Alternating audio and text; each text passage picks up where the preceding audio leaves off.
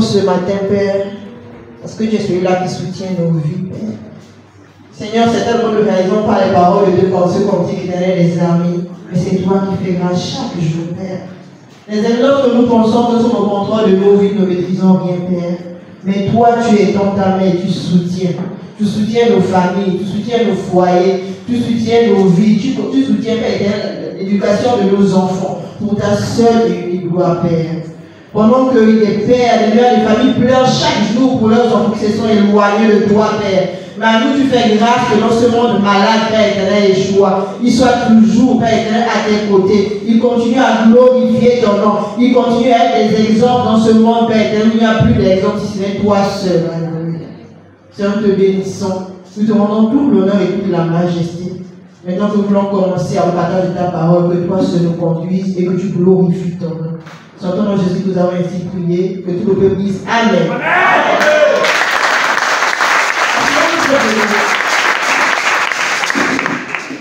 Donc, bonjour, peuple de Dieu. Comment allez-vous? Alléluia. Certainement, plusieurs sont surpris ce matin. Ils s'attendaient à voir le frère. Alléluia. Et Jésus est bon. Hier, alors que le frère s'apprêtait à partir en gare, ma maman m'a demandé, mais qui va prêcher demain? Elle dit, qui va prêcher demain? Elle m'a dit, oui. J'ai dit, quelqu'un prêchera forcément. Alléluia. Parce que ce n'est pas en vain que le Seigneur prend des temps de formation avec chacun d'entre nous. Certainement, ce matin, c'est moi, mais demain sera toi qui sera derrière la chair. Alléluia. Donc, nous bénissons le Seigneur pour la grâce et pour la force qu'il nous offre ce matin. Ce matin, par la grâce, nous allons parler d'un thème que nous avons du mal à vivre avec le Seigneur. Vous savez, généralement, nous lisons les versets bibliques. Mais ce que nous oublions, c'est que la même manière que nous lisons ces versets bibliques, nous devons être à même de pouvoir les appliquer. Alléluia. Et il arrive qu'on lise les versets bibliques, mais nous ne les appliquons pas. C'est ce qui explique d'ailleurs qu'il y a des hommes, des femmes qui connaissent le Seigneur depuis 10, 20 ans, 30 ans même, qui prêchent même la parole, mais qui en réalité ne connaissent pas le Seigneur. Parce qu'ils se limitent à connaître les versets bibliques, à les bûcher, mais ils ne réalisent pas qu'il faut qu'ils le mettent en pratique. Alléluia. Ce matin, par la grâce, nous allons parler du sacrifice. Un sacrifice, c'est le thème de ce matin. Qui sait ce que c'est qu'un sacrifice? Qui peut donner la définition d'un sacrifice? Juste lever la main et un frère viendra vers vous avec le micro. C'est quoi un sacrifice? Il y a des mains derrière. Quelqu'un avec le micro, s'il vous plaît. Bonjour tout le monde. Bonjour, sœur. c'est payer le prix pour quelque chose de précieux. Avant encore des doigts derrière.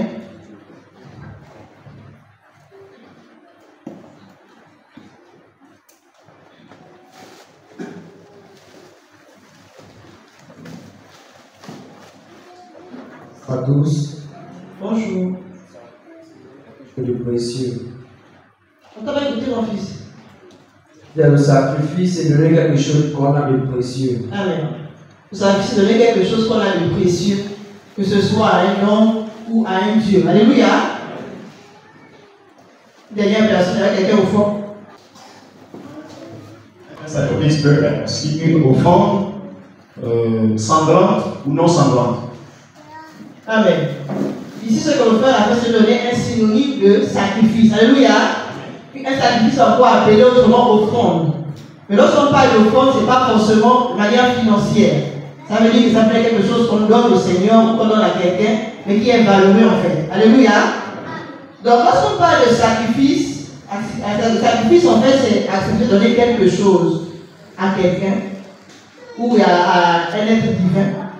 Le sacrifice également, c'est de renoncer à quelque chose qui est précieux pour nous. Et c'est l'un des sacrifices qui est le plus grand dans la parole de Dieu, celui que Jésus-Christ a fait pour nous en fait. Il a renoncé à sa vie. Ne croyez pas que ça n'était pas précieux, il était très précieux. Alléluia. Mais il a décidé de quitter son trône de gloire pour que nous soyons sauvés. Mais pour cela, il a fallu qu'il donne sa vie. Et ce matin, nous allons parler du sacrifice. Certains d'entre nous se demandent quel est le sacrifice que le Seigneur s'attend à ce que je fasse pour lui en fait. Certains d'entre nous se demandent de faire un sacrifice, mais tu ne comprends pas ce qu'il demande de faire. Et ce matin, par la grâce de Dieu, nous allons voir quelques sacrifices qui plaisent à Dieu. Pas tous, mais quelques sacrifices qui plaisent à Dieu. Alléluia. Amen. Nous allons prendre un verset par la grâce de Dieu dans le livre de Hébreux, le livre d'Hébreux 13, versets 15 à 16. Je lis la parole dans Hébreux 13, versets 15 à 16. Il est dit, par lui, offrons sans cesse à Dieu un sacrifice de louange, c'est-à-dire le fruit des lèvres qui confessent son nom. 16. Et n'oublions pas la bienfaisance et la libéralité, car c'est à de tels sacrifices que Dieu prend plaisir. Amen. Amen. Quelqu'un peut lire notre version, s'il vous plaît, s'il te plaît. Hébreux 13, le verset 15. La parole de Dieu dans le livre d'Hébreux 13, verset 15. Par Jésus, offrons donc à tout temps à Dieu un sacrifice de louange qui consiste à célébrer son nom. Amen. Amen. Hébreux 13, 15 nous dit, par Jésus, offrons donc en tout temps à Dieu un sacrifice de louange qui consiste à célébrer son nom. Alléluia. Amen. Nous comprenons ici que le premier sacrifice du Seigneur voudrait qu'on donne, c'est un sacrifice de louange. Et c'est un sacrifice que nous négligeons beaucoup. Nous allons comprendre ce que c'est qu'un sacrifice de louange. Mais avant, nous allons lire également notre verset, Psaume 50, 23. Psaume 50, 23. Psaume 50, 23. Celui qui sacrifie la louange me glorifie. Et à celui qui règle sa voix, je ferai voir le salut de Dieu.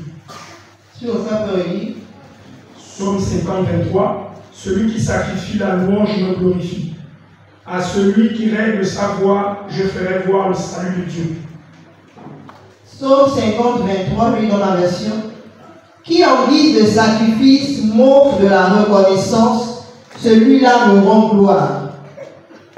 Et celui qui règle son chemin, je ferai voir le salut que Dieu donne. Alléluia. Le verset nous dit clairement que, qu'en guise de sacrifice, nous devons offrir de la reconnaissance envers le Seigneur. Nous allons également prendre le psaume 69, verset 31. Psaume 69, verset 31. Et cela plaira plus à l'Éternel qu'un taureau. Chez toi, sur le verset 30, s'il te plaît. Donc, verset 30. Je louerai le nom de Dieu dans un cantique, et je le magnifierai par ma louange. Amen. Psaume 69, verset 31 dit, alors je te louerai, ô Dieu, dans mes cantiques. Je dirai ta grandeur avec reconnaissance. Nous allons terminer dans Jonas, le livre de Jonas 2, verset 10. Jonas 2, 10. Mais moi, je te sacrifierai avec une voix de louange. Je m'acquitterai de ce que j'ai voué. La délivrance est de l'Éternel. Amen. Jonas 2, verset 10 dit: mais moi je t'offrirai un sacrifice en disant ma reconnaissance, et je m'acquitterai des vœux que j'ai formés, car c'est de l'Éternel que vient la délivrance. Et lorsqu'on termine au verset 11, la Bible dit: l'Éternel parla au poisson qui rejeta Jonas sur la terre ferme. Alléluia. Amen. Ici nous voyons que le sacrifice que Jonas a effectué, c'est le sacrifice de louange. Et lorsqu'on le verset 10, on dit clairement que mais moi je t'offrirai un sacrifice en disant ma reconnaissance, et je m'acquitterai des vœux que j'ai formés, car c'est de l'Éternel que vient la délivrance. Ici, Jonas a tout simplement formulé les paroles pour proclamer au Seigneur combien il est reconnaissant pour tout ce qu'il a fait pour lui. Alléluia. Il n'a pas donné au Seigneur sans fond. Il n'a pas couru pour aller proclamer la parole de Dieu. Il a tout simplement rappelé au Seigneur combien il était reconnaissant pour ce qu'il a fait pour lui. Et lorsqu'on lit au verset 11, la Bible déclare que l'Éternel parlait au poisson qui rejeta Jonas sur la terre ferme. Ici nous voyons que ces sacrifices a eu un résultat, n'est-ce pas? Le résultat c'est quoi? C'est que pendant que Jonas était plusieurs jours dans le ventre d'un poisson, après avoir exprimé cette reconnaissance-là, le Seigneur a ordonné au poisson de libérer Jonas. Alléluia. Donc nous réalisons que ce n'est pas un petit sacrifice. C'est un sacrifice qui est véritablement important pour le Seigneur, pour nous. Généralement, nous avons du mal à reconnaître ce que le Seigneur a fait pour nous. Si tu es d'accord, dis Amen. Amen. Le Seigneur a fait tellement dans nos vies, mais nous avons du mal à reconnaître cela. Ce que nous faisons souvent, c'est quoi? La manière de reconnaître ce que le Seigneur a fait dans nos vies, c'est que nous laissons le Seigneur en disant: bon, Dieu nous a donné merci, mais nous pouvons faire de nos vies ce que nous voulons. C'est la raison pour laquelle nous avons du mal à témoigner ce que le Seigneur a fait dans nos vies. Est-ce qu'il y a une personne ici à qui le Seigneur n'a jamais fait quelque chose? Qui lève la main? Une personne pour qui le Seigneur n'a jamais rien fait. Je ne vois pas les mains, même les enfants n'ont pas les mains levées. Alléluia. Amen. Ça veut dire que lorsque nous demandons de témoigner pour le Seigneur, nous devons nous empresser de le faire. Alléluia. Amen. Mais généralement, c'est qu'on cherche. Qui veut témoigner pour la gloire du Seigneur? On a du mal à le faire. Mes frères et sœurs, tant que tu ne le feras pas, les bénédictions qui sont attachées au sacrifice de louange ne seront pas ton partage. Alléluia. Ici, Jonas a vu les bénéfices liés au sacrifice de louange. Il a proclamé, il a reconnu ce que le Seigneur a fait pour lui, il a obtenu sa délivrance. Ça veut encore dire en d'autres termes qu'il y a des délivrances qui sont liées au fait qu'on reconnaît ce que le Seigneur a fait pour nous. Si tu le reconnais pas, le Seigneur ne fera rien pour toi. Parce qu'il verra en toi un fils ingrat. Alléluia. Nous avons des enfants, n'est-ce pas? Et tu as un enfant à qui tu fais du bien tous les jours jusqu'à ce qu'ils finissent l'école, ils travaillent, et ainsi de suite. Et il ne vient même pas un jour te dire: papa, je te remercie parce que je reconnais que tu as fait tellement pour moi.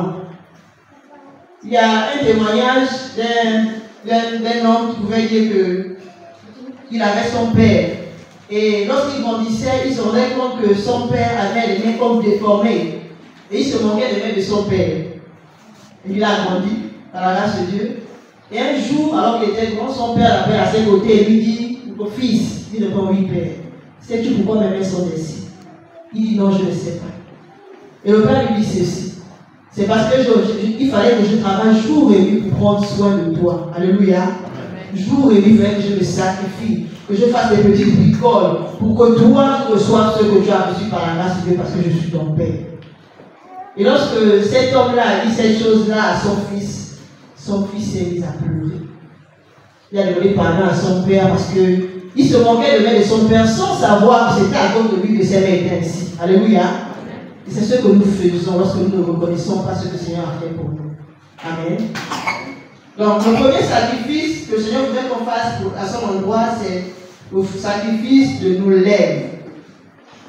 Mais le sacrifice de nos lèvres ne consiste pas seulement à la reconnaissance à travers la louange. Ce sacrifice a plusieurs étapes en fait. Nous allons prendre le livre de Psaume 90, verset 2 pour comprendre.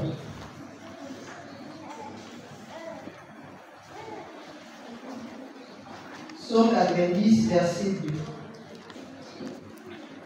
Psaume 90, verset 2. À avant que les montagnes fussent nées et que tu eusses créé la terre et le monde, d'éternité en éternité, tu es Dieu. Avant que soient nées les montagnes et que tu aies créé la terre et l'univers, de toute éternité et pour l'éternité, toi tu es Dieu. C'est une étape de sacrifice de louange. Ici, dans ce psaume, Moïse reconnaît qu'avant qu'il ne crée tout ce qu'il a créé, il est d'abord Dieu. Alléluia. Il proclame cela, il dit je reconnais que tu es Dieu. Nous allons prendre le psaume 102, versets 12 à 13.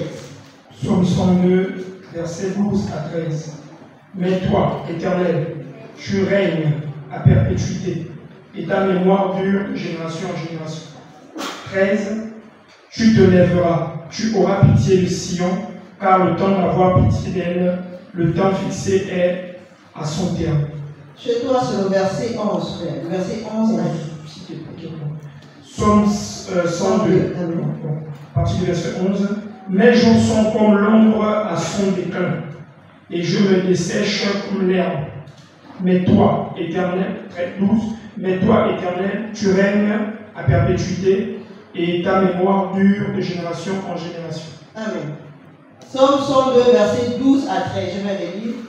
Tout comme l'ombre qui s'étire, mes jours déclinent, et moi je me dessèche comme l'herbe. Verset 13. Mais toi, tu sièges pour toujours, ô Éternel, et tu interviendras tout au long des générations. Alléluia. Ici, il reconnaît que notre vie, c'est comme l'herbe. Aujourd'hui, tu vas avoir l'air comme celle-là, et demain, tu vas te lever, même s'il n'y a pas de feu, mais elle va faillir. Alléluia. Et il reconnaît au verset 13, il dit au Seigneur, mais toi, tu sièges pour toujours, ô Éternel, et tu interviendras tout au long des générations. Il reconnaît qu'il n'y a que le Seigneur pour intervenir dans sa vie, parce que lui, il est éternel. Alléluia. Il reconnaît qu'il n'y a que le Seigneur pour intervenir dans les situations qu'il vit chaque jour, parce que le Seigneur est éternel. Alléluia. Nous allons également prendre Acte 17, versets 24 à 25. Acte 17, 24 à 25. Le Dieu qui a fait le monde et tout ce qui s'y trouve, étant le Seigneur du ciel et de la terre, n'habite point dans des temples faits de mains d'hommes. 25. Il n'est point servi par des mains humaines, comme s'il avait besoin de quoi que ce soit. Lui qui donne à tous la vie, la respiration et toutes choses. Psaume 17, 24. Le Dieu qui a fait le monde et tout ce qui s'y trouve, étant le Seigneur du ciel et de la terre, n'habite point dans les temples faits de mains d'hommes. 25. Il n'est point servi par des mains humaines, comme s'il avait besoin de quoi que ce soit. Lui qui donne à tous la vie, la respiration et toutes choses. Amen. Ici, l'apôtre reconnaît que verset 24, Dieu qui a créé l'univers et tout ce qui s'y trouve, et qui est le Seigneur du ciel et de la terre, n'habite pas dans les temples bâtis de mains d'hommes. 25. Il n'a pas besoin non plus d'être servi par les mains humaines, comme s'il lui manquait quelque chose. Au contraire, c'est lui qui donne à tous les êtres la vie, le souffle et toutes choses. Alléluia. Ici, c'est pour dire que le sacrifice de louange consiste d'abord à réciter, à dire au Seigneur ses attributs, ses caractéristiques. Et lorsqu'on lit le livre de Actes, on se rend compte ici que l'apôtre reconnaît une chose. Il reconnaît que c'est Dieu qui a créé toutes ces choses. Il reconnaît également que Dieu n'a pas besoin de dormir dans une maison faite de mains d'hommes. Mais toi, nous avons besoin de dormir dans une maison faite de mains d'hommes. Alléluia. Et pour que nous dormions dans une maison faite de mains d'hommes, il faudrait que nous bénéficions de la grâce de Dieu. Alléluia. Nous allons nous rendre compte qu'il y a des personnes qui ont travaillé, ils ont eu de l'argent. Mais pour bâtir une maison, zéro. C'est la grâce du Seigneur. Alléluia. Aujourd'hui, si tu as pu bâtir une maison, qu'elle soit en blanche, qu'elle soit comme on bénit le Seigneur. Parce que c'est la grâce que le Seigneur t'a accordée. Alléluia. Au verset 24, il dit, 25, il n'a pas besoin non plus d'être servi par les mains humaines, comme s'il lui manquait quelque chose. Au contraire, c'est lui qui donne à tous les êtres la vie, le souffle et toutes choses. Alléluia. Ici, il dit encore clairement que En fait, il reconnaît que c'est nous qui avons besoin du Seigneur. Tout ce que le Seigneur fait, c'est pour notre bien d'abord. Et si nous réalisons cela, nous t'assurons, frères et sœurs, nous ne négligerons pas ce que le Seigneur nous demande de faire pour sa gloire. Et si nous négligeons, c'est parce que nous pensons que ce que le Seigneur fait, c'est pour lui. Tout ce que le Seigneur fait, c'est pour notre bien à nous. Alléluia. Donc, ce que le Seigneur attend de nous, au niveau du sacrifice de louange, c'est d'abord que nous reconnaissons ses caractéristiques. Combien il est grand, combien il peut faire tout ce qu'il veut. Mais il voulait également que nous proclamons ses œuvres, que nous disions, c'est comme au départ, que nous disions ce que le Seigneur a fait pour nous. Nous allons prendre nos livres, livre Exode. D'abord, nous dirons clairement ce que le Seigneur a fait et comment il l'a proclamé. Exode 15 à partir du premier verset. Je la parole de Exode 15, premier verset. Jusqu'au verset 17. Alors Moïse et les enfants d'Israël chantèrent ce cantique à l'Éternel. Ils dirent, je chanterai à l'Éternel, car il a fait éclater sa gloire. Il a précipité dans la mer le cheval et son cavalier. 2. L'Éternel est ma force et le sujet de mes louanges. C'est lui qui m'a sauvé, il est mon Dieu, je le célébrerai. Il est le Dieu de mon Père, je l'exalterai. 3. L'Éternel est un vaillant guerrier, l'Éternel est son nom. 4. Il a lancé dans la mer les chars de Pharaon et son armée. Ces combattants d'élite ont été engloutis par la mer Rouge. 5. Les flots les ont couverts. Ils sont descendus au fond des eaux comme une pierre. 6. Ta droite, ô Éternel, a signalé sa force. Ta droite, ô Éternel, a écrasé l'ennemi. 7. Par la grandeur de ta majesté, tu renverses tes adversaires. Tu déchaînes ta colère. Elle les consume comme du chaume. 8. Au souffle de tes narines, les eaux se sont amoncelées. Les courants se sont dressés comme une muraille. Les flots se sont durcis au milieu de la mer. 9. L'ennemi disait, je poursuivrai, j'atteindrai, je partagerai le butin. Ma vengeance sera assouvie, je tirerai l'épée. Ma main les détruira. 10. Tu as soufflé dans ton haleine. La mer les a découverts. Ils se sont enfoncés comme du plomb dans la profondeur des eaux. 11. Qui est comme toi parmi les dieux, ô Éternel, qui est comme toi magnifique en sainteté, digne de louange, opérant des prodiges. 12. Tu as étendu ta droite, la terre les a engloutis. 13. Par ta miséricorde tu as conduit, tu as délivré ce peuple par ta puissance, tu le diriges vers la demeure de ta sainteté. 14. Les peuples la prennent et ils tremblent. La terreur s'empare des Philistins. 15. Le chef des hommes s'épouvante. Un tremblement saisit les guerriers de Moab. Tous les habitants de Canaan tombent en défiance. 16. La crainte et la frayeur les surprendront. Par la grandeur de ton bras, ils deviendront muets comme une pierre, jusqu'à ce que ton peuple soit passé. Ô Éternel, jusqu'à ce qu'il soit passé, le peuple que tu as acquis. 17.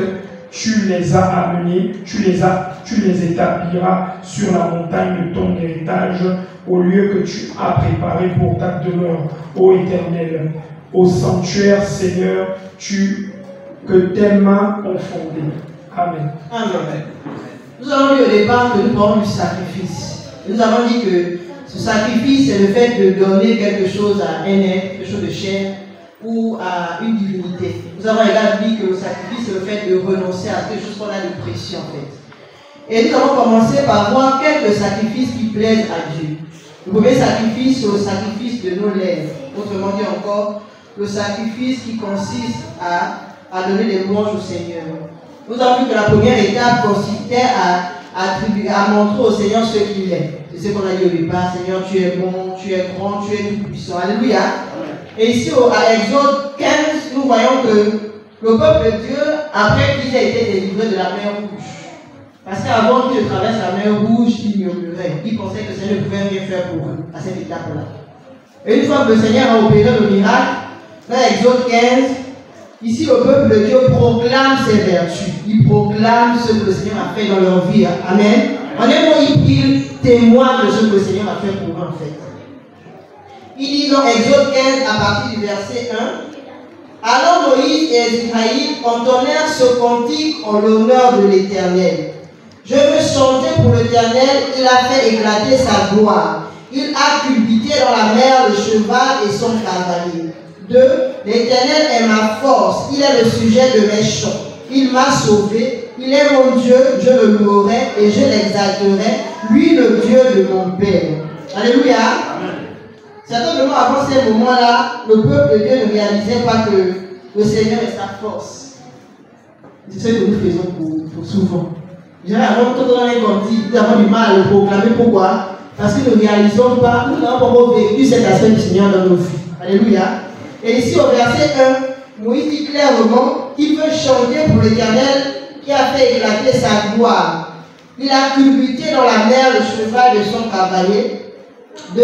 L'Éternel est ma force, il est le sujet de mes chants. Pourquoi le sujet de mes chants? Parce qu'il m'a sauvé. Il est mon Dieu, je le louerai et je l'exalterai. Au verset 3, l'Éternel est un grand guerrier, l'Éternel est son nom. 4. Les chars du Pharaon et toute son armée, il les a jetés à la mer. L'élite de ses combattants a été engloutie dans la mer des roseaux et les flots les ont recouverts. Ici au verset 3 que l'Éternel est un grand guerrier. Alléluia. Amen. C'est tellement ce soir qui dit Amen, tu n'as pas réalisé cela. Vous savez, par la grâce de Dieu, j'ai eu à assister mon mari selon que le Seigneur a voulu faire dans la vie des frères et des sœurs, et j'ai vu que le Seigneur c'est un grand guerrier. J'ai vu des hommes et des femmes qui étaient au bord de la folie. Je vous assure qu'il y avait le Seigneur pour faire grâce. Mais il a fait grâce. Des hommes et des femmes qui, tu étais sûr que là, non, il n'y a rien à faire. Mais quand il revient en lui, tu dis Seigneur, il n'y a que toi pour faire cela. Et lorsque tu réalises ces choses-là, lorsque tu vois ces choses-là, tu dis oui. Mon Dieu est un puissant guerrier. Alléluia. Amen. Il dit au verset 5, ils ont coulé comme une pierre dans les profondeurs de l'abîme. 6.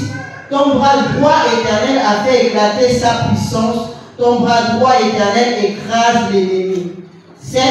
Dans ta gloire éclatante, tu renverses tes adversaires. Tu déchaînes contre eux le feu de ta colère et ils sont consumés comme des brins de paille. Si tu réalises que c'est le Seigneur qui combat pour tes ennemis, tu ne te fatigueras plus, frère. Tu ne te fatigueras plus à te lamenter à cause de ce qu'on dit autour de toi. Tu ne te fatigueras plus à justifier ce qu'on dit de mal autour de toi. Mais tu remettras tout cela dans les mains du Seigneur parce qu'il est fidèle. Les hommes diront toujours quelque chose de toi et de moi, que tu ne veuilles pas. Amen. Tous ceux qui sont autour de toi et moi ne t'aiment pas forcément. Amen. Mais c'est en remettant cela au Seigneur que eux également ils seront touchés. Alléluia. Amen. Au verset 8, il dit, sous l'action de ton souffle, les eaux se sont amoncelées. Les flots se sont dressés comme un rempart et ils se sont figés. Au milieu de la mer, l'ennemi se disait, je les pourchasserai et je les atteindrai, je m'emparerai des butins et je m'en rassasierai. Je tirerai l'épée, je me saisirai d'eux. 10. Tu as soufflé et la mer les a recouverts. Ils se sont enfoncés comme des flots de plomb dans les puissantes eaux. Alléluia. Certainement, il y a quelqu'un ici qui voit ses ennemis se moquer de lui, dire vraiment, ça c'est le moment que j'ai prévu pour qu'il tombe. Alléluia. Le Seigneur te dit ce matin, ce n'est pas à toi de dire le dernier mot dans ta vie. C'est le Seigneur qui dira le dernier mot dans ta vie. Quel que soit ce que tu vois de tes yeux, le Seigneur n'a pas encore dit son dernier mot. Alléluia. Nous allons nous arrêter ici au niveau d'Exode 15. C'est pour dire quoi? Donc la première chose que le Seigneur attend de nous au niveau de sacrifice de louange, c'est que nous reconnaissons combien il est grand. Ses attributs en fait. Combien il est grand, combien il est puissant, combien il est éternel. Combien rien ne peut résister devant lui. Et deuxièmement, ce qu'il attend de nous, c'est que nous proclamons ses œuvres. Autrement dit, que nous témoignons, frères et sœurs, témoignons. Il y a des situations qui ne sont pas encore démontées dans ta vie parce que tu n'as pas encore témoigné de quelque chose que le Seigneur a fait dans ta vie. Parce qu'à travers ce témoignage-là, il y a un autre frère ou une autre sœur qui sera délivré. Mais tant que tu ne l'as pas fait, le Seigneur également te regarde. En un mot, ne pensons pas que ce que le Seigneur fait pour nous, c'est juste comme ça en fait. Il fait, mais il s'attend à ce que nous, lorsque nous faisons notre part, d'autres personnes sont restaurées par la grâce de Dieu. Amen. Un troisième aspect du sacrifice des lèvres, ou du sacrifice de louange, c'est rendre grâce au Seigneur pour ses caractéristiques et ses œuvres. Nous savons qu'on lit le psaume 100, du verset 1 à 5. Psaume 100, verset 1 à 5. Je vais lire la parole dans le psaume 100, verset 1 à 5. Acclame l'Éternel aux terres tout entières. Je vais le lire. Acclame l'Éternel aux terres tout entières. 2. Servez l'Éternel avec joie. Entrez en sa présence avec des chants joyeux. Sachez que c'est l'Éternel qui est Dieu. C'est lui qui nous a fait. Nous lui appartenons et nous sommes son peuple, le troupeau qu'il fait paître. 4. Avancez par ses portes avec reconnaissance. Entrez dans ses parvis en chantant ses louanges. Rendez-lui votre hommage, bénissez-le, car l'Éternel est bon, car son amour dure à toujours, et sa fidélité s'étendra d'âge en âge. Alléluia. Amen. Le verset 1 il dit, acclame l'Éternel aux terres tout entières. Est-ce qu'on peut acclamer le Seigneur ce matin? Acclame le Seigneur aux terres tout entières.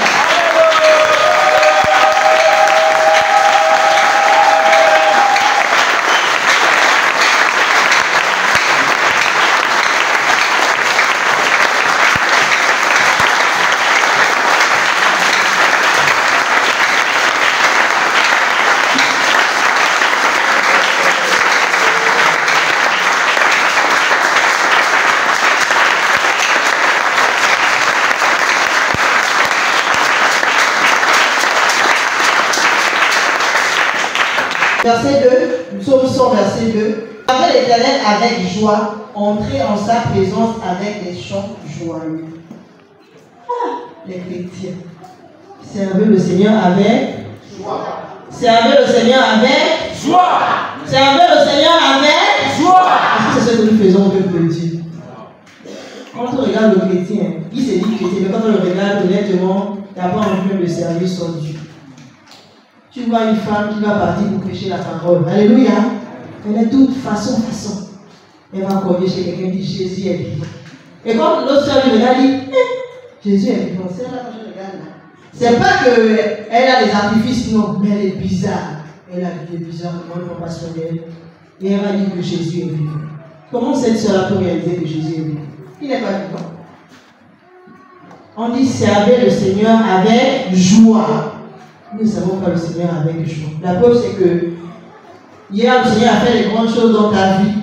Et aujourd'hui, parce que tu as une petite situation, le Seigneur t'aide un peu pour pouvoir aller cette situation. Tu es dans toutes tes étapes. Bonjour, sœur. Bonjour. Sœur, si tu peux aller encourager l'autre sœur, non, moi j'ai des problèmes. Est-ce que tu sais le Seigneur avec joie? Hier, le Seigneur a fait beaucoup de choses dans ta vie. Aujourd'hui, parce que le Seigneur n'a pas fait grâce que ton enfant ait à manger ce matin. On te dit, frère, il y a un programme d'évangélisation. Ah, moi, je ne peux pas partir. Mes enfants ont faim. Donc, je ne peux pas partir. Le Seigneur te dit, ça ne suffit pas de ce programme. Il y a des issues de terrain. Alléluia. Je vous donne un témoignage pour la grâce, la gloire de Dieu. Vous savez, on revient de loin. On a encore beaucoup de choses encore à apprendre du Seigneur. Alléluia. Lorsque nous étions, après le mariage, la grâce est à Libreville, nous vivions dans une chambre. À cette période-là, nous avons encore notre grand garçon seulement. Et parfois le matin, on se réveille, le Seigneur nous dit, allez-y sur le terrain. Et là, on regarde l'enfant. Il n'a même pas mangé quelque chose depuis le matin. Même pas un morceau de pain. Et moi, je bénis le Seigneur pour cet enfant et je crois que le Seigneur fera les bonnes choses dans sa vie. Et on appelle l'enfant, on dit, mon petit lit. Bon, là, il n'y a rien à manger. Nous, on va aller sur le terrain, toi, tu vas aller à l'école. Alléluia. Et il n'y a rien à manger. On fait comment? Tu pars.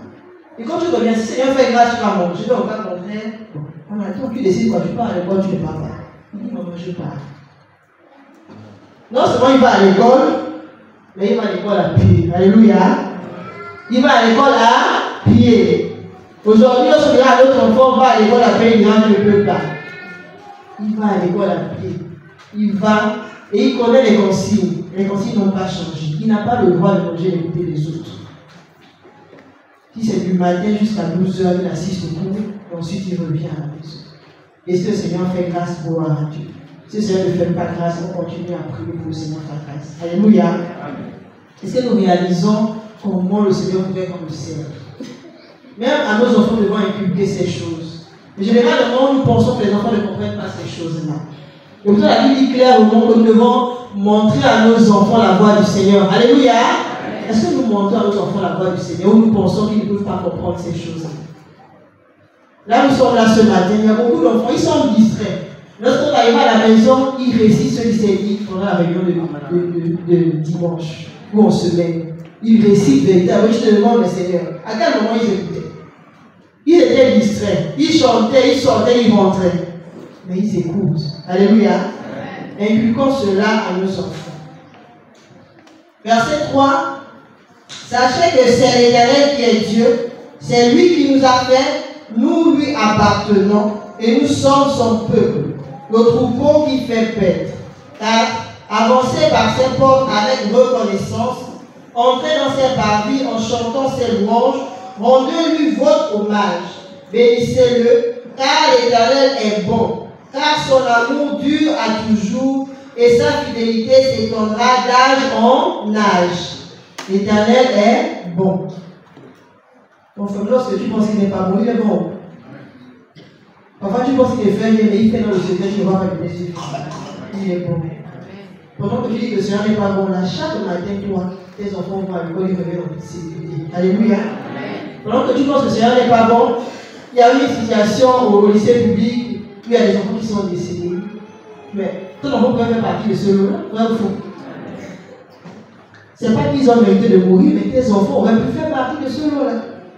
Mais quand le Seigneur est bon, il n'a pas permis que cela arrive. Alléluia. Donc nous avons vu ici le premier sacrifice qui consiste au sacrifice de louange. Nous avons dit qu'il consiste à faire trois choses. La première chose, c'est de reconnaître, de proclamer ce que le Seigneur est. La deuxième chose, c'est de dire ce que le Seigneur a fait dans nos vies. Autrement dit, proclamer ce que le Seigneur a fait dans nos vies. Et la dernière chose, c'est rendre grâce au Seigneur pour ce qu'il a fait. Alléluia. Alléluia. Il faut acclamer le Seigneur.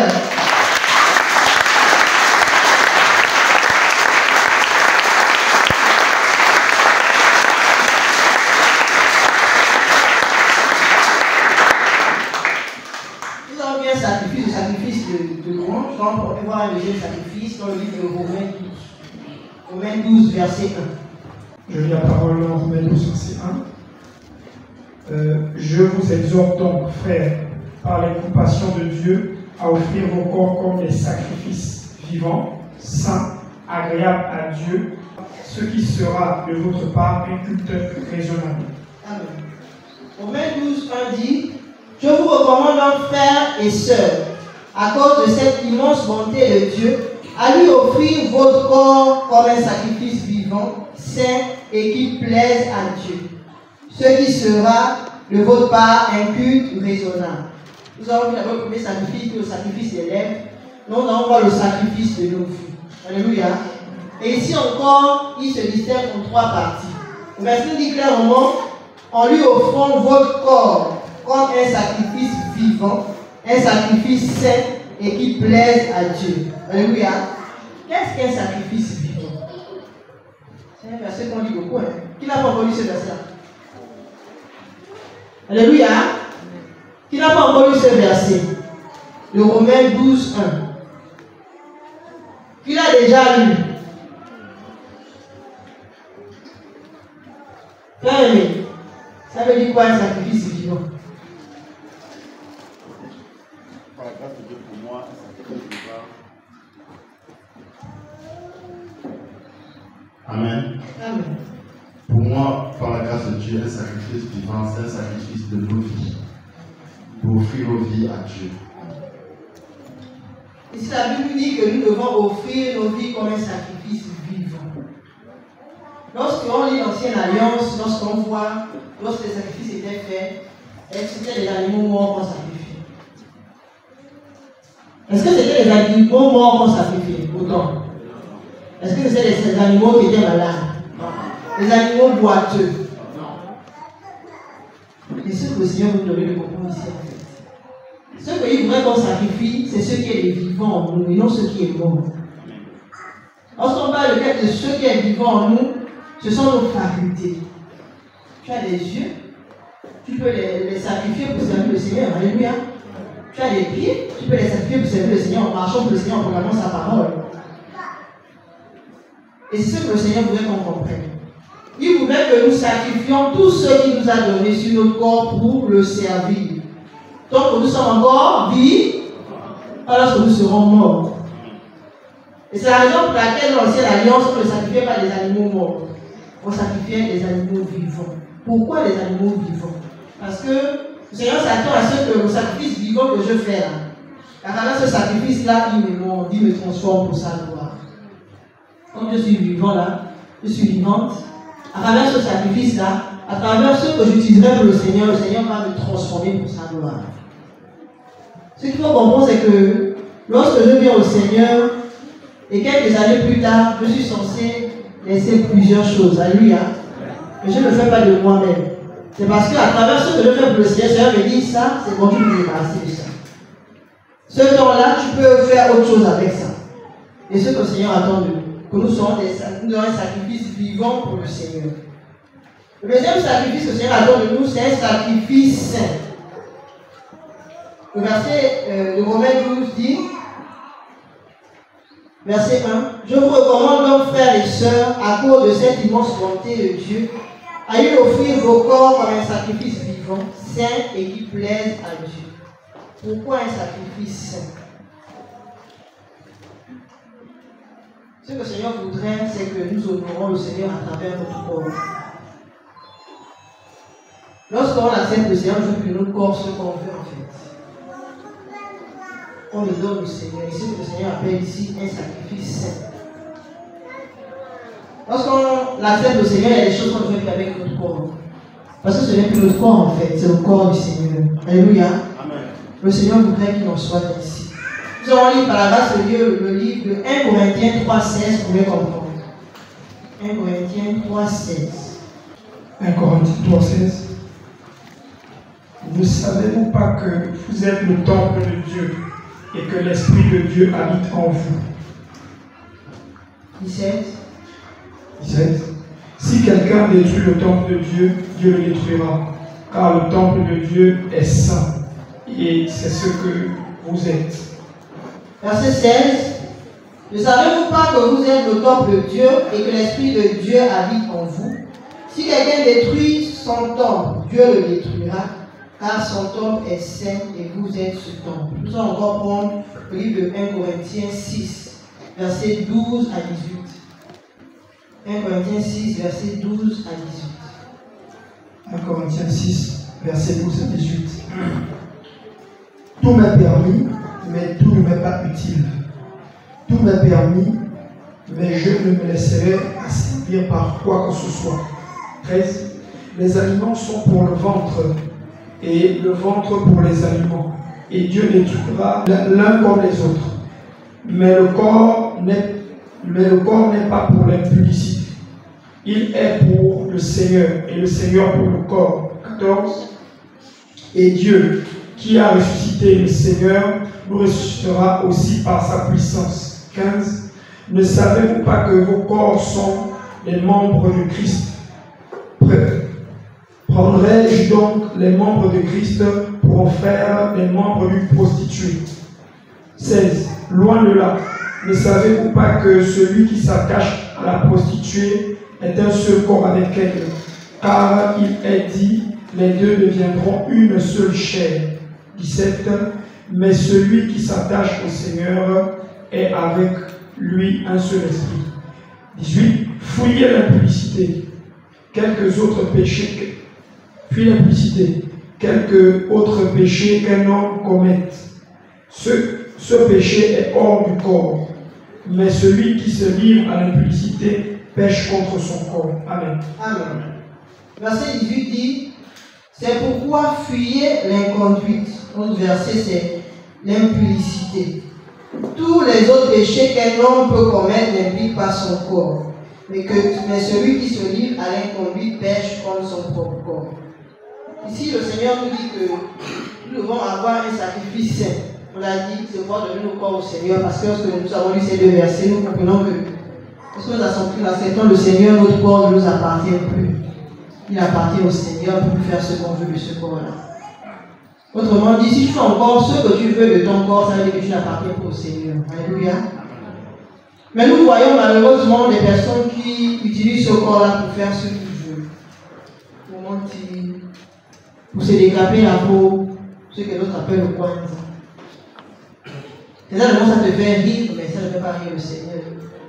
Le Seigneur t'a créé, il t'a donné tout ce qu'il t'a donné, il t'a donné cette peau-là. Et un bon matin, tu te lèves, tu dis non, ça, ce que le Seigneur a fait là, c'est pas bon pour moi. Je vais changer, je vais frotter quelque chose. Et tu décides de changer le coup. Mais, même la nature nous enseigne. Quelles sont les conséquences de ces hommes et de ces femmes-là qui changent de peau à la langue? La Bible dit que celui qui détruit son corps, il le détruira. Celui qui détruit son corps, il le détruira.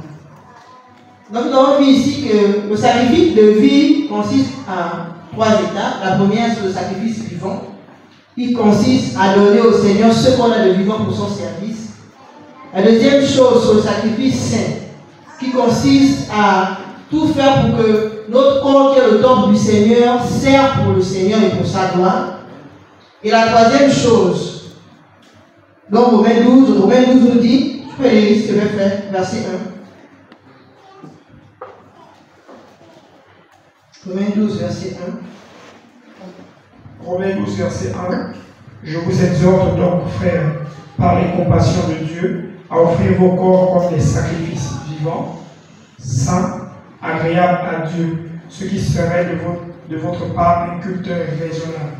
Donc ici, on a le sacrifice saint qu'on a vu, le sacrifice vivant, et certaines versions disent sacrifice agréable à Dieu. Pourquoi agréable à Dieu? Ou autrement dit encore ici, on dit qui plaise à Dieu. Parce que lorsque j'ai mis en pratique le premier sacrifice qui est le sacrifice vivant, qui consiste à mettre tout ce que j'ai au service du Seigneur, lorsque j'ai pris soin de pouvoir mettre mon corps en règle, laisser le Seigneur faire ce qu'il veut de mon corps et ne plus faire ce que je veux faire de mon corps, cela devient un sacrifice agréable au Seigneur. Autrement dit, ce n'est pas tant une troisième étape du sacrifice, mais ce sont ces deux conséquences-là qui font en fait que le sacrifice soit agréable au Seigneur. Donc, comme nous disons au départ, on a parlé du sacrifice. On a vu le premier sacrifice qui est le sacrifice des lèvres, le sacrifice de louange, qui consiste, 1, à pouvoir dire ce que le Seigneur est, ses attributs. 2, pouvoir dire à qui il veut ou qui ne veut même pas ce que le Seigneur a fait dans nos vies. Troisièmement, à pouvoir proclamer, louer le Seigneur pour ce qu'il a fait dans nos vies. Nous avons également vu le sacrifice de notre vie, qui consiste à vivre pour le Seigneur, qui consiste à être saint pour le Seigneur, pour que nous soyons agréables au Seigneur. Nous allons voir un troisième sacrifice dans le livre de Hébreux 13, 16. Et n'oublions pas la bienfaisance et la libéralité, car c'est à de tels sacrifices que Dieu prend plaisir. Verset 16. Ne négligez pas de pratiquer les bienfaisances et l'entraide. Voilà les sacrifices auxquels Dieu prend plaisir. Alléluia. Lorsqu'on parle ici de bienfaisance et d'entraide, généralement, on le voit jusqu'à la partie financière. Tu vois mon frère, par exemple, qui a faim, et lui, il vient, il se plaint, il dit qu'il a faim. Et je dis à mon frère, viens, on va prier. Alléluia. Je vois mon frère, il a faim. Je dis à mon frère, viens, on va prier, comme tu as fait. Et pendant que je dis à mon frère, viens, on va prier là. Le frère Congo a 10 000 francs dans sa poche. Et puis je dis, le frère, la soeur dit, le frère Congo prie. Au nom de Jésus, je prie que le Seigneur pourvoie à tes besoins. Amen. Amen. Parce que le frère Congo est parti, la soeur reste avec la faim. Est-ce que c'est un sacrifice d'être ça? Nous n'attendons pas à ce que ce soit les autres qui font pour les autres. Sache que lorsque tu es envoyé dans le service du Seigneur, tu dois également faire ta part. Lorsque le Seigneur t'interpelle, lorsque le Seigneur te montre. Parfois, nous allons dans les maisons pour évangéliser. Lorsque tu rentres, mon frère, tu n'as pas besoin d'avoir les yeux spirituels, mais tu vois que c'est difficile. Tu regardes les enfants, tu sens qu'ils ont fait des jours sans manger. Tu regardes les enfants, tu sens même qu'ils n'ont même pas de quoi se vêtir. Mais ce Seigneur qui t'interpelle, il te dit, regarde. Il ne dit pas à l'autre, il te dit à toi. Tu vois ce que je vois là. Mais si tu t'interpelle, c'est pour que tu agisses. Et tu vas venir, tu vas prêcher la parole, prêcher. Alléluia, amen. Et tu rentres. Tu n'as rien fait. Parce qu'en prenant également soin de cette personne-là, il ne te connaît pas, mais tu viens, tu te rends compte du besoin, tu partages la parole et tu dis, voici quelque chose à manger aux enfants. Il réalise que Jésus est vivant.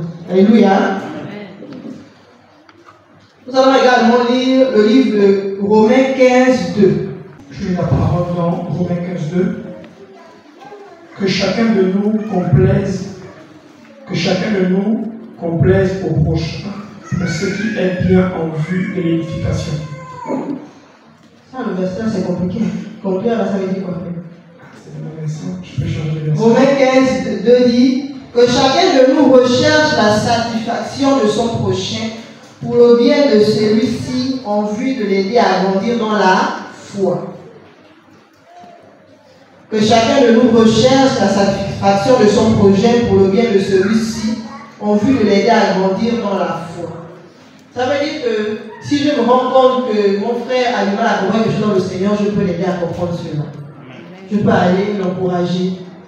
Puis je m'approche de lui, il s'ouvrira, il me dira par exemple, bon sœur, je suis dans le village depuis 20 ans et puis on a 10 enfants. Mais je ne sais pas comment on sortir. Et là, je ne veux pas lui dire voici ce qu'il faut faire. Je vais prendre les versets bibliques, je vais dire voici ce que la parole dit. Et en fonction de cela, il est face à ses responsabilités. S'il décide d'obéir, gloire à Dieu. S'il décide de ne pas obéir, gloire à Dieu, mais j'ai fait ma part. Nous allons également prendre Romains 12, 20. Romains 12, 20. Si donc ton ennemi a faim, donne-lui à manger. S'il a soif, donne-lui à boire. Car en faisant cela, tu entasses les charbons de feu sur sa tête. C'est quelqu'un qui a une autre version. C'est Romains 12, 20. Je lis la parole de Dieu. Mais voici votre part. Si ton ennemi a faim, donne-lui à manger. S'il a soif, donne-lui à boire. Par là, ça sera comme si tu lui mettais des charbons ardents sur sa tête. Amen. Est-ce qu'il y a une autre version? Oui, il y a autre chose à la place de charbon ardent. Oui, madame Yamagore. Tu peux lire? Mais il dit aussi, si ton ennemi a faim, donne-lui à manger. S'il a soif, donne-lui à boire. Alors, si tu fais cela, c'est comme si tu mettais des charbons brûlants sur sa tête. Amen. Ici, il dit au verset 20 de Romains 12, mais voici votre part. Tu peux lui faire, mais voici ma part. C'est notre part à chacun. Mais voici ma part. Est-ce qu'on peut répéter? Voici ma part. Mais voici ma part. Et il continue en disant, si ton ennemi a faim, donne-lui à manger. On se rend compte ici que le fait de faire du bien, ce n'est pas seulement à la personne qu'on connaît, avec qui on n'a pas de problème. Le Seigneur dit clairement ici que si ton ennemi a faim, donne-lui à manger. Donc si tu ne le fais pas, tu pêches. S'il a soif, donne-lui à boire. Par là, ce sera comme si tu lui mettais des charbons ardents sur sa tête. On va lire le Proverbe 25, 21 à 22 pour mieux comprendre. Le Proverbe 25, 21 à 22. Proverbe 25, 21 à 22. Si ton ennemi a faim, donne-lui du pain à manger. S'il a soif, donne-lui de l'eau à boire. 22. Car ce sont les charbons ardents que tu amasses sur sa tête. Et l'Éternel te récompensera. Amen. Autrement dit, lorsque cet homme-là te reconnaît qu'il est ton ennemi, a une difficulté et que tu le vas en aide, non pour montrer que tu as à cause du Seigneur, parce que c'est ta part, et c'est ce que le verset nous dit, tu te rendras compte que si on met du feu sur la tête de quelqu'un, qu'est-ce qu'il fera? Quelqu'un est de met le feu sur sa tête. Qui fera? Il va se brûler.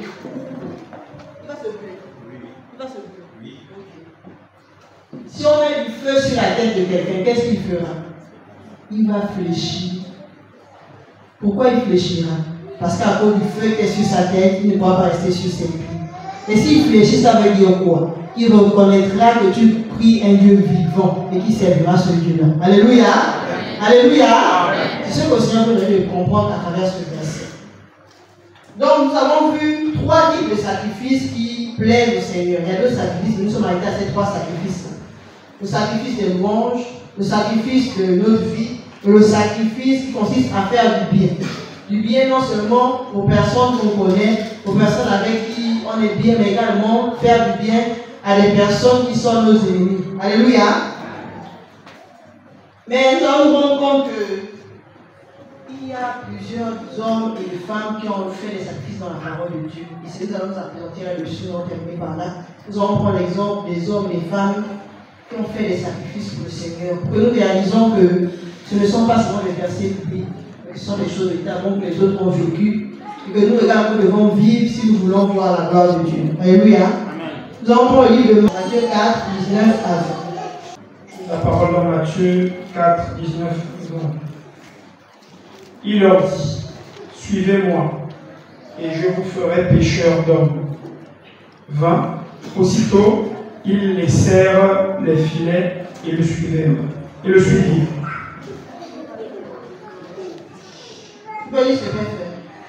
Matthieu 4, 19 à 20. 19.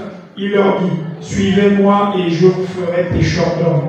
20. Aussitôt, ils laissèrent les filets et le suivirent. Amen. Matthieu 4, je lis à partir du verset 18. Un jour qu'il marchait au bord du lac de Galilée, il vit 2 frères. Simon, qu'on appelle aussi Pierre, et André son frère qui lançait un filet dans le lac, car ils étaient pêcheurs. 19. Il leur dit, suivez-moi et je ferai de vous des pêcheurs d'hommes. 20. Ils abandonnèrent aussitôt leur filet et le suivirent. Frères et sœurs, on va dire que c'est l'ancien temps. Si aujourd'hui, le Seigneur dit à un frère, à une sœur parmi nous, connais ce que tu fais ici, moi. Est-ce qu'on le fera? Tu ne réponds pas pour te condamner, réponds dans ton cœur. Est-ce qu'on le fera? La première chose, c'est que le Seigneur le fait régulièrement. Pas te dire de tout abandonner, mais il peut te dire, aujourd'hui tu te lèves, il te dit, ne va pas où tu vas travailler, je travaille à ton compte. Mais va à tel endroit pour ma gloire. Et là on visionne. Ah Seigneur, j'ai des besoins. Ah Seigneur, c'est la fin du mois. Si je ne vais pas là, comment je vais faire pour payer le loyer? Le Seigneur te dit, va où je t'envoie. Va à l'enseignement. Va encourager un frère et une soeur. Va à tel endroit. Parce que lorsque tu arriveras à cet endroit-là, c'est cet instant-là qui te dira ce qu'il faut faire. Il ne te dira pas forcément toujours avant. C'est lorsque tu arriveras sur place, tu donneras l'instruction qui voilà, tu es venu ici, voici ce que j'attends de toi. Mais regardons ces hommes-là. Ils ont abandonné. Il n'y en a pas dit qu'ils ont réfléchi. Hein. La Bible est claire, ils ont abandonné. C'est-à-dire qu'aussitôt ils ont laissé et ils ont suivi Jésus. Et ce que le Seigneur attend de nous. Mais ce que nous ne comprenons pas, c'est que, frères et sœurs, fais cette chose-là. Tu as un programme avec le Seigneur, que ce soit assemblé ou quelque part, il y a également un besoin à la maison ou au travail, et dis au Seigneur, Seigneur, je vais où tu m'envoies, mais toi fais grâce. Mon frère, lorsque le Seigneur fera, tu auras peut-être yeux pour pleurer parce que tu vas réaliser qu'il est vivant. Le Seigneur dit qu'il honore celui qui l'honore. Comment tu voudrais que le Seigneur fasse grâce alors que toi tu ne fais rien pour lui? Mais tu dis toujours, Seigneur fais grâce, Seigneur fais grâce, fais grâce. Il te regarde et dit, bon, mais qu'est-ce que toi tu fais pour moi? Réalisons que le Seigneur voudrait véritablement que nous abandonnons ceux qui nous demandent d'abandonner, sans résister. Disons que le Seigneur est tout puissant, n'est-ce pas? Il s'attend à ce moment-là pour que véritablement nous expérimentons la toute puissance de... Oh, à ce moment-là, je raisonne. Ah, Seigneur. Aujourd'hui, là, c'est le 30. Le responsable, le loyer, il a venu prendre son argent aujourd'hui. Je ne vais pas prendre l'argent. Excuse-moi. Mais, frère aimé, lui, il ne sait pas qu'aujourd'hui, c'est le 30, il va venir prendre l'argent. Il sait, hein? Il sait toutes choses. Donc, ne pense pas que tu vas apprendre quelque chose. Il sait. Et il sait que si tu obéis également, il pourvoira. Alléluia. Tu vas également prendre l'exemple d'une autre personne dans Genèse 22, versets 1 à 14. Genèse 22, versets 1 à 14. La parole dans Genèse 22, verset 1 à 14. Après ces choses, Dieu mit Abraham à l'épreuve et lui dit, Abraham. Il répondit, me voici. 2. Dieu dit, prends ton fils, ton unique, celui que tu aimes, Isaac, va-t'en au pays de Moridja, et là offre-le en holocauste sur l'une des montagnes que je te dirai. 3.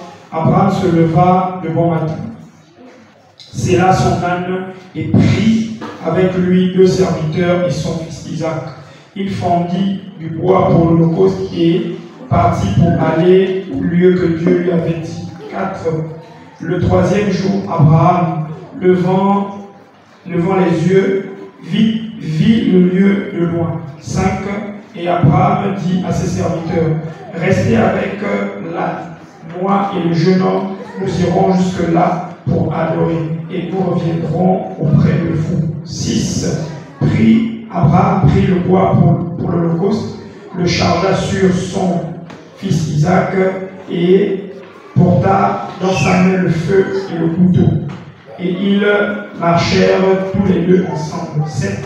Alors Isaac, parlant à Abraham, son père, dit, mon père. Et il répondit, me voici, mon fils. Isaac répondit, voici le feu et le bois, mais où est l'agneau pour l'holocauste? 8. Abraham répondit, mon fils, Dieu se pourvoira lui-même de l'agneau pour l'holocauste. Et ils marchèrent tous deux ensemble. 9. Lorsqu'ils furent arrivés au lieu que Dieu lui avait dit, Abraham y éleva un autel et rangea le bois.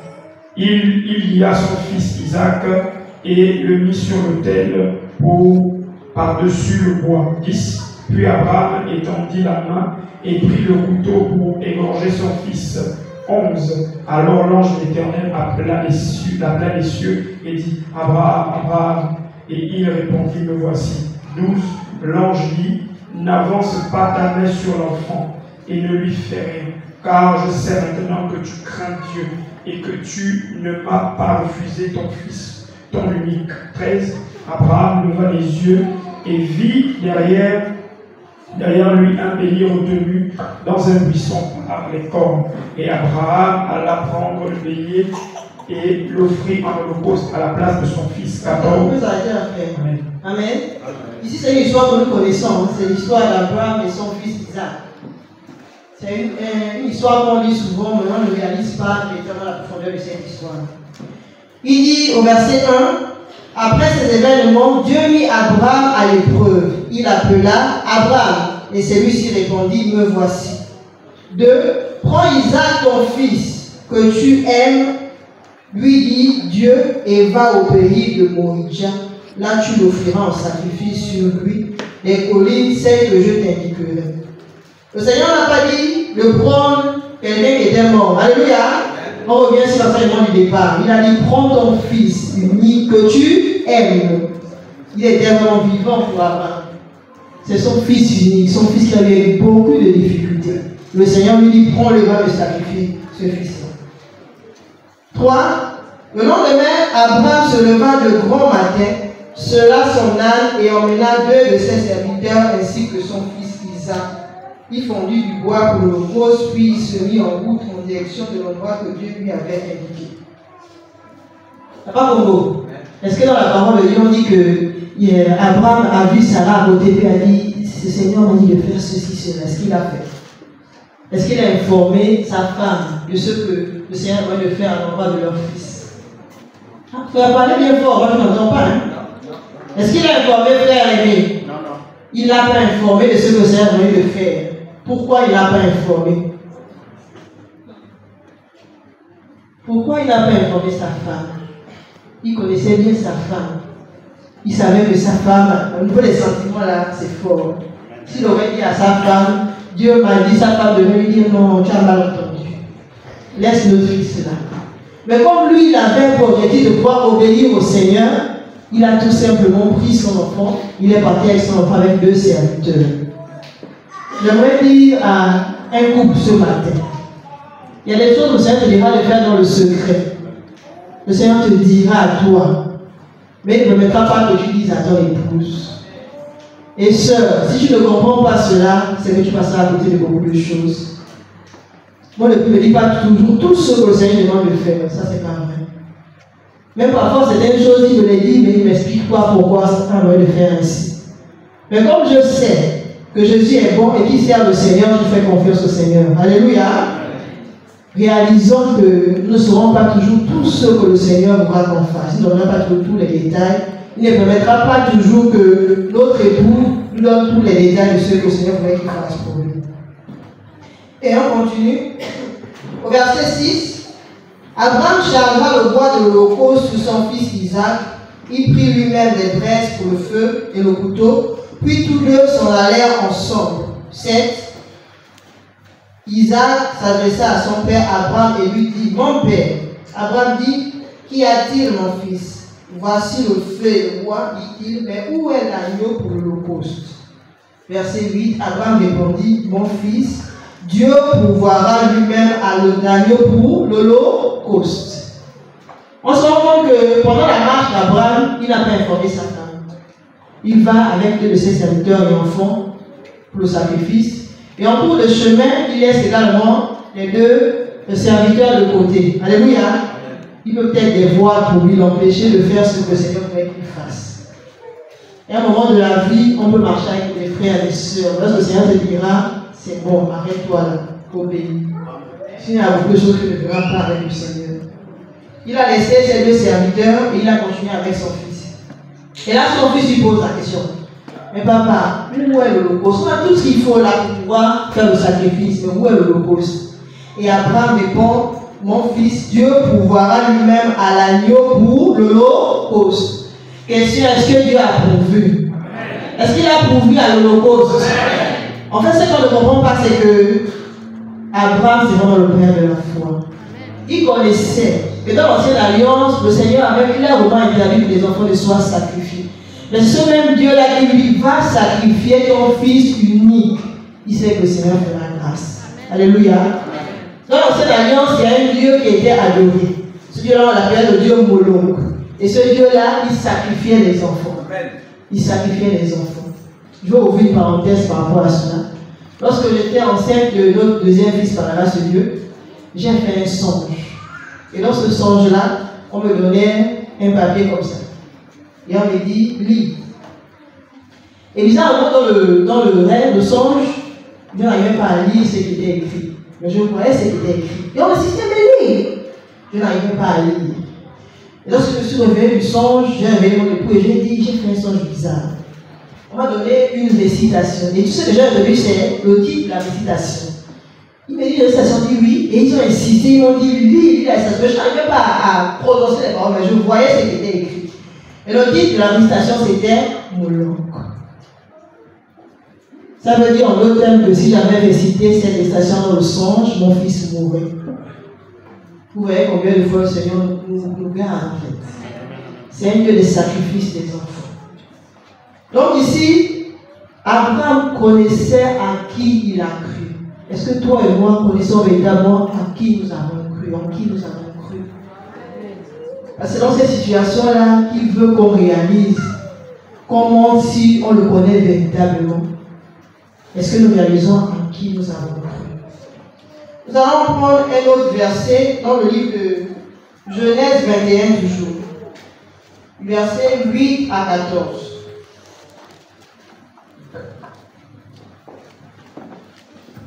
Genèse 21. Versets 8 à 14.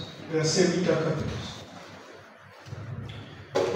L'enfant grandit et fut sevré. Et Abraham fit un grand festin le jour où Isaac fut sevré. 9. Sarah guérit le fils d'Agar.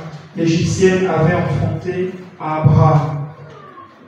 10. Et elle dit à Abraham, chasse cette servante et son fils, car le fils de cette servante n'héritera pas avec mon fils. Avec Isaac. 11. Cette parole est plus forte aux yeux d'Abraham à cause de son fils. 12. Mais Dieu dit à Abraham, que cela ne déplaise pas à tes yeux, à cause de l'enfant et de ta servante. Accorde à Sarah tout ce qu'elle te demande, car c'est d'Isaac que sortira la postérité qui te sera propre. 13. Je ferai aussi une nation du fils de ta servante, car il est ta postérité. 14. Abraham se leva de son matin, il prit du pain et une autre d'eau, qu'il donna à Agar et plaça sur son épaule. Il lui remit aussi l'enfant et la renvoya. Elle s'en alla et s'égara dans le désert de Beersheba. Amen. Ici, c'est toujours notre père Abraham. Le Seigneur a fait beaucoup de choses avec lui. Alléluia. Et il a arrivé jusqu'au bout. Alléluia. Ça veut dire que c'est possible pour nous également par la grâce de Dieu. Il dit, l'enfant grandit et Sarah cessa de l'allaiter. Le jour où l'on sevra Isaac, Abraham fit un grand festin. Pour revenir sur le contexte, Abraham a eu des difficultés à avoir un enfant. Et après qu'il soit sorti de l'Égypte, période pendant laquelle la femme Sarah a eu des servantes, on lui a remis pour son service. Et Sarah prend une de ses servantes et pousse son époux à sortir avec cette servante-là, parce que pour elle, ce n'est plus possible qu'elle puisse avoir des enfants. Autrement dit, Sarah pousse son époux à pécher. Alléluia. Elle pousse son époux à pécher. Et cet époux-là ne veille pas, puisqu'il accepte et finit par pécher. Alléluia. Et de cette relation-là, naît son fils avec Agar, Ismaël. Et ici, au verset 8, on dit, l'enfant grandit et Sarah cessa de l'allaiter le jour où l'on sevra Isaac. Et Abraham fit un grand festin. Mais quand le Seigneur est Dieu, quelques années plus tard, il glorifie son nom et Sarah met au monde Isaac. Et pendant que Sarah a fini d'allaiter l'enfant, son père joyeux fait une fête. Verset 9, Sarah vit rire le fils qu'Agar, l'Égyptienne, avait donné à Abraham. 10, alors elle dit à Abraham, chasse cet esclave et son fils, car le fils de cet esclave ne partagera pas l'héritage avec mon fils Isaac. 11. Cette parole affligea beaucoup Abraham à cause de son fils. 12. Mais Dieu lui dit, ne t'afflige pas à cause du garçon et de ta servante. Accorde à Sarah tout ce qu'elle te demandera, car c'est pas Isaac qui se sera suscité une descendance. 13. Néanmoins, je ferai aussi du fils de l'esclave l'ancêtre d'un peuple, car lui aussi est issu de toi. 14. Le lendemain, le bon matin, Abraham prépara du pain et une autre d'eau qu'il donna à Agar en les plaçant sur son épaule et lui donna aussi l'enfant et la congédia. Parce qu'il y a un autre sacrifice que le Seigneur a dû faire avec Abraham. Ismaël, c'est son fils, n'est-ce pas? Il n'a pas vu avec son épouse légitime, c'est vrai, mais c'est son fils. Et alors que sa femme voit cet enfant-là sourire, elle décide, elle dit à son époux, je ne veux pas que cet enfant-là soit aux côtés de mon fils. Pourquoi? Parce qu'avec le cœur de mère, elle avait vu que c'était vraiment, ça devait être un ennemi pour son fils et pour ceux que le Seigneur permettrait qu'il ait comme héritage. Et là, lorsqu'elle fait état à son époux, ceux qui doivent se séparer de cet enfant-là, l'époux n'est pas content. C'est normal, c'est son fils. Alléluia. Ils vont, c'est là que la femme a un souci. Mais comme le Seigneur est Dieu et qu'il connaît également toutes choses, c'est lui qui vient convaincre son fils pour dire, écoute, fais ce que ta femme aimerait lui faire. Parce que lui n'héritera pas avec ton fils. Alléluia. Il n'héritera pas avec ton fils. Ici, Abraham a dû se séparer de son fils.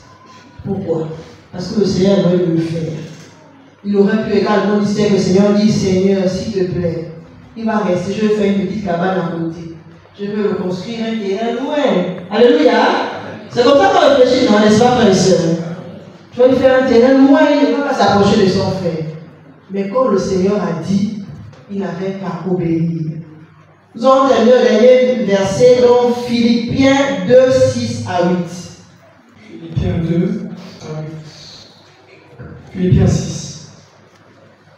lequel, existant en forme de Dieu, n'a point regardé comme une proie à arracher d'être, lequel, existant en forme de Dieu, n'a point regardé comme une proie à arracher d'être égal avec Dieu.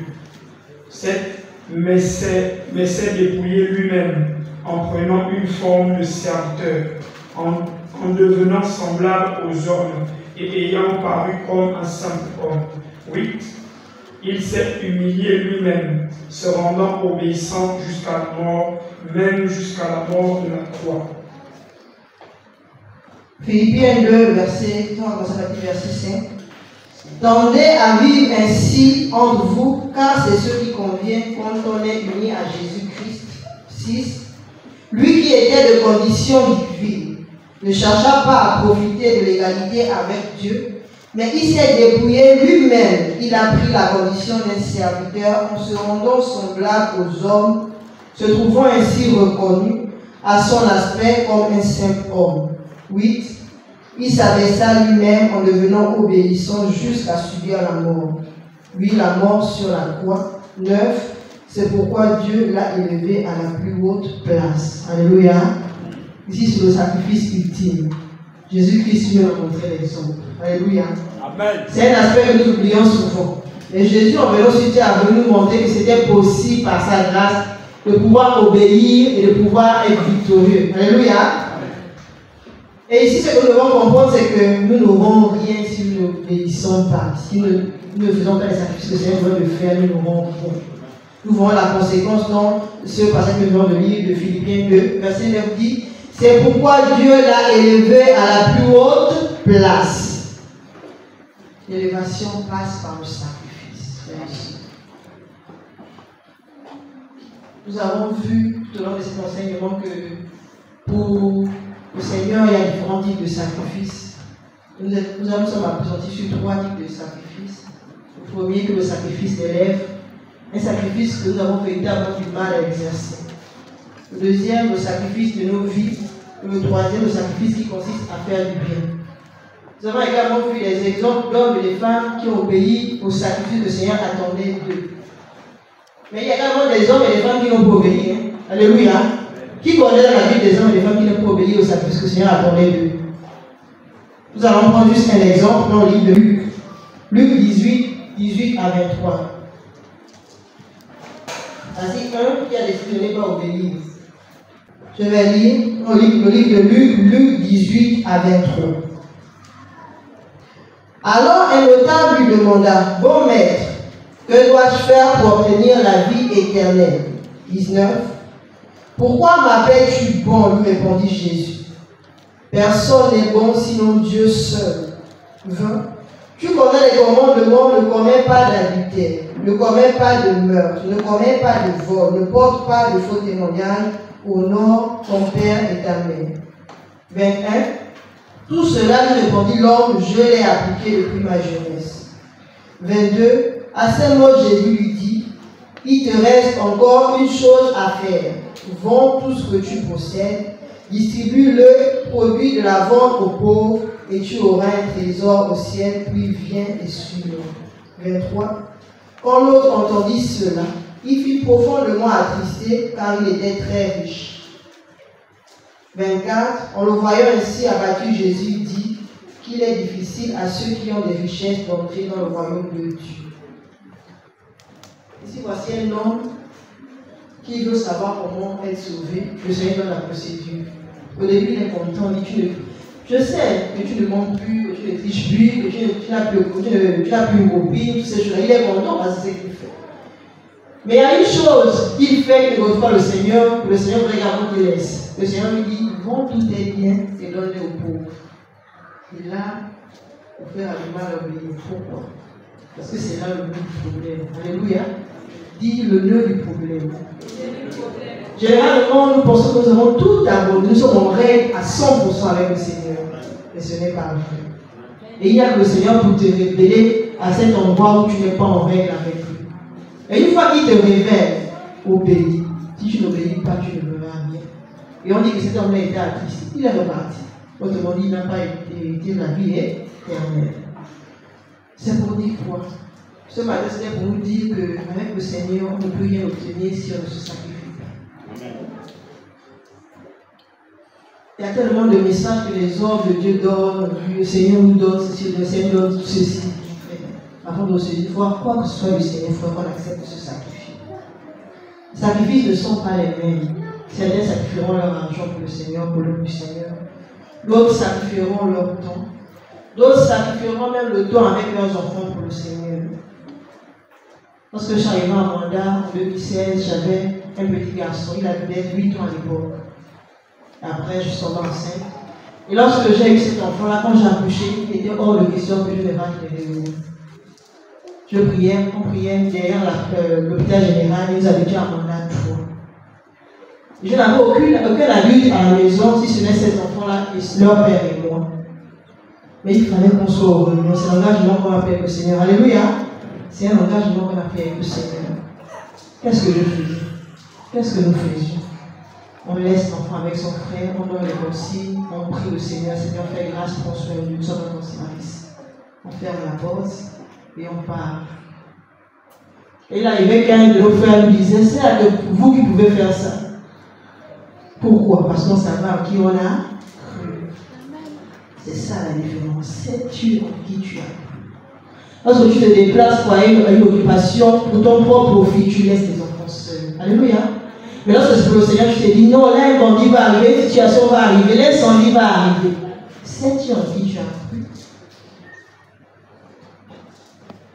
Moi, depuis venir à mon en 2015, en janvier, je suis resté avec les enfants à Libreville. Lorsque je sais que les enfants, ils travaillent à Comblog à cette période-là. Ah, la joie. Alléluia. Moi, je venais aussi pour bénéficier des grâces de Comblog. Et lorsque on parlait au téléphone, je prévoyais de venir, de pouvoir demander l'affectation. Mais chaque fois qu'on parlait, il était un peu artiste, je ne comprenais pas. Et un soir, il a appelé comme d'habitude et il me dit, je viens de lui. Il me dit, j'ai une nouvelle intervention. Il dit, alléluia. C'est quoi la nouvelle? Il dit, le Seigneur m'a dit. Le Seigneur m'a dit que ce contrat-là, il va le résilier. Alléluia. Frères et sœurs, vous ne répondez pas. Il dit, le Seigneur m'a dit que ce contrat-là, je vais le résilier. C'est-à-dire que je ne vais plus travailler à Comilor. Je ne sais pas quand, mais il me l'a dit.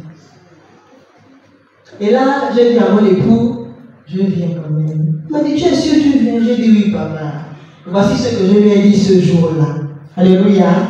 Je lui ai dit ceci. Je dis avant Comilor, on était ensemble. Alléluia. Après Comilor, on sera ensemble. Et c'est ce qui est arrivé. Après un an après l'arrivée, même pas un an, peut-être 7 ou 8 mois, effectivement, le Seigneur a permis que le contrat à Comilor soit arrêté. Frères et sœurs, si j'avais dit à mon époux à cette période-là que je ne peux pas venir, c'est mieux que je vienne ici. Est-ce que nous serons là ce matin? Vous savez, un homme sans son époux, il sera là un moment, mais le cœur sera là-bas, n'est-ce pas? Aujourd'hui, à cause de l'obéissance, par la grâce de Dieu, nous sommes là. Obéissons au Seigneur, sacrifions-nous et nous verrons la gloire de Dieu. Est-ce que nous pourrions prier pour ceux que nous avons écoutés ce matin? Que chacun prie en fonction de ce qu'il a compris. Que chacun demande au Seigneur de lui donner, de pouvoir se sacrifier là où nous pensons que c'est impossible. Prie ton Dieu, Seigneur.